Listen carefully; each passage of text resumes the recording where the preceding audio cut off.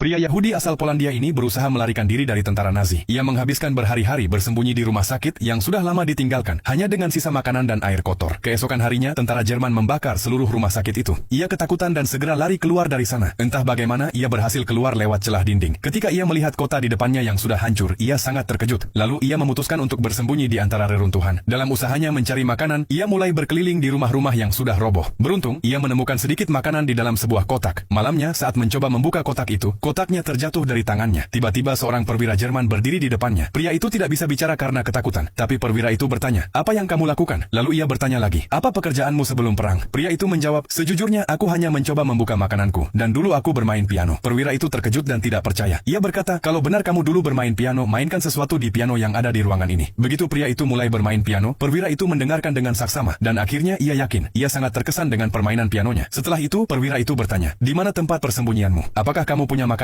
Lalu ia pergi lagi, tapi alih-alih membunuhnya, ia memutuskan untuk membiarkan pria itu hidup. Pria itu sangat terharu. Ia merasa akhir hidupnya sudah dekat. Beberapa hari kemudian, perwira itu datang lagi dan membawa makanan untuknya. Ia juga memberi kabar bahwa tentara merah sudah mencapai perbatasan. Artinya Jerman mungkin akan kalah. Maka perwira itu berkata, "Tinggallah di gedung ini selama beberapa minggu, semuanya akan baik-baik saja." Setelah sekian lama, pria itu akhirnya bisa makan makanan lezat dan berterima kasih kepada perwira itu dari lubuk hatinya. Ia berjanji pada dirinya sendiri untuk tidak pernah melupakan kebaikan sang perwira. Ketika tentara Soviet mulai mengusir tentara Jerman dari Polandia, perwira itu datang untuk terakhir kalinya. Ia memberikan banyak makanan dan sebuah mantel tebal. Pria itu terkejut dan berpikir, bagaimana aku bisa membalas kebaikannya? Tapi perwira itu hanya mengucapkan beberapa kata, lalu pergi. Pria itu berdoa dan bersyukur kepada Tuhan. Beberapa hari kemudian, ia melihat sebuah mobil lewat sambil memutar lagu kebangsaan Polandia. Saat itu ia sadar bahwa negaranya telah merdeka. Ia sangat bahagia dan ingin berbagi kabar gembira itu dengan orang lain. Namun tiba-tiba seorang wanita berteriak, "Itu tentara Nazi!" Karena pria itu memakai mantel yang diberikan oleh perwira Jerman tadi. Tentara Polandia segera berlari untuk menangkapnya. Pria itu berteriak, "Aku orang Polandia!" Ia langsung turun tangan, mengangkat tangannya, dan mencoba menjelaskan bahwa ia hanya memakai mantel itu untuk melindungi diri dari dingin. Akhirnya, para tentara percaya padanya. Beberapa minggu kemudian, para tentara Jerman dijadikan tawanan perang dan ditempatkan di kamp. Di sana, seorang tentara Yahudi melihat para tawanan itu dan mulai memaki mereka dengan marah. "Kalian sudah melakukan begitu banyak kekejaman pada kami orang Yahudi." Tapi kemudian, perwira yang dulu menyelamatkan si pianis itu maju dan bertanya kepada tentara Yahudi itu, "Apakah kamu mengenal pianis Władysław Szpilman yang dulu bermain di stasiun radio?" Ternyata tentara itu adalah teman Szpilman. Maka perwira itu menyebutkan namanya dan berkata, "Sampaikan pesanku padanya. Tolong bantu aku keluar dari kamp ini." Ketika Szpilman mendengar hal itu, ia segera pergi ke kamp tersebut. Tapi saat ia tiba, semua tawanan perang sudah dipindahkan ke kamp lain, dan tidak ada yang tahu di mana kamp itu berada. Akhirnya, Szpilman memulai kembali hidupnya dengan bermain musik orkestra di Warsawa, dan perwira Jerman yang penuh belas kasihan itu tewas di kamp tawanan perang.